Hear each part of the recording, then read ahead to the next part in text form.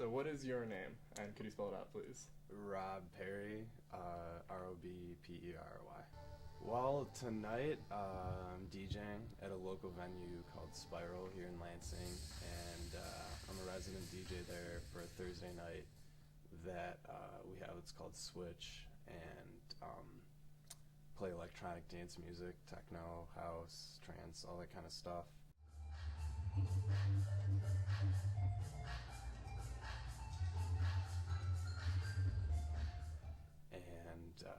And I'm a local resident there, so I run the night. Mostly, it's me spinning every week, every other week, and usually bringing in different DJs from Detroit and Lansing and beyond. We like to be able to showcase talent.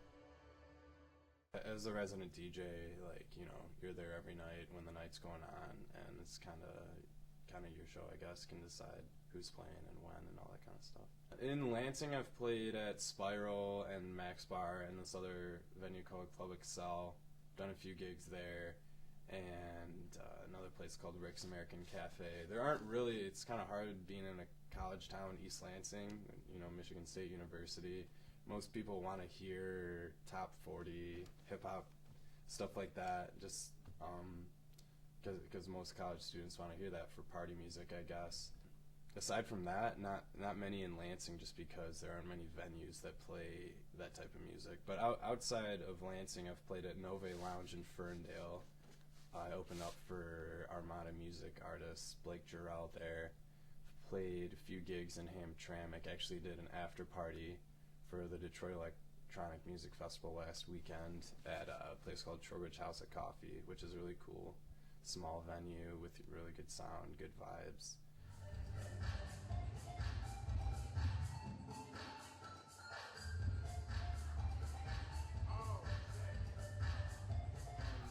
How long have you been DJing for? About 2 years. Started basically when I was 18 in high school. Really spent a year kind of perfecting my skills, beat matching and mixing and stuff like that. And once I was confident enough with song selection and mixing and all that kind of stuff, the first venue I approached was Max Bar, and I was fortunate enough to be able to be a part of that night that we started on Tuesdays. That ended up being a really big success that's still going on. Personally, I just use CD players, Pioneer CDJs, and a mixer.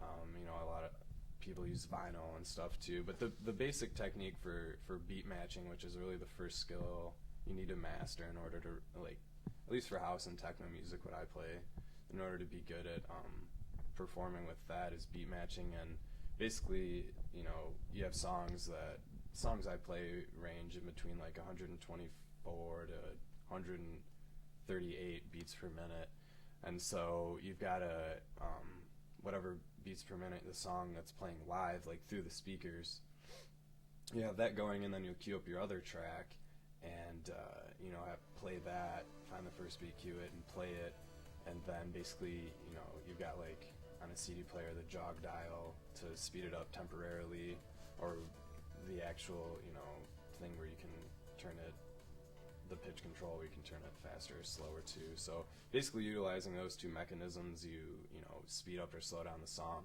And what I do, different people use it, but you have normally you have a monitor that's playing the song that's playing live, out through the speakers that people on the dance floor are hearing. So you have that, and then you have a monitor which will be playing the song that you're queuing up that the people dancing aren't hearing. And so I'll have the song playing live, and then queue up my next track and hear it through the monitor. And so what I'll use is basically one headphone to hear the song that I'm queuing up, and then use my other ear to hear the live track that's going on through the monitors. And so hear it through one ear and then the other, and then you can hear is it going a little bit faster, a little bit slower, change the pitch accordingly. And then once time comes, in order to mix the songs together, you want to get as close as precise as possible in order to do so. So when you're transitioning towards the next song, people don't notice on the dance floor really until it comes in totally. You want it, you want the beats, the bass, the hi-hats, and the mids all to flow seamlessly. so there isn't any sort of train wreck, as people call it, through your mixing. So, Is there anything that you would consider the most important thing to do while you're DJing then, or? I'd say reading the crowd when you're DJing. Preparation wise, knowing your music, not just intros and outros, but how long the breaks are, how when a break is going on in a song, how big a build up is in a song. Like, you have to know all those type of things in order to play the correct song, play the correct record at the right time. So as far as preparation goes,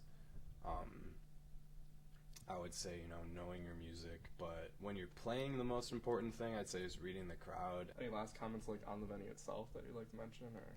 Yeah, it's a great venue. Spiral has a really good sound.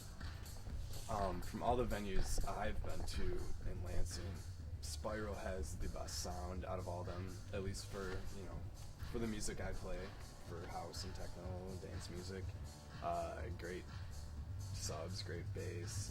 They got EAW sound system there, monitors too for the DJ booth. So the sound system is excellent, which is nice. It's cool. It's a cool atmosphere too. Like, got a really big dance floor, and then like the separate room. There's a separate room with a bar where people can kind of hang out, and it's cool because you have the music that's not going on in the dance floor. The DJs are playing goes through to some to speakers they have like in the bar area too. So when you're hanging out, you can listen to it there.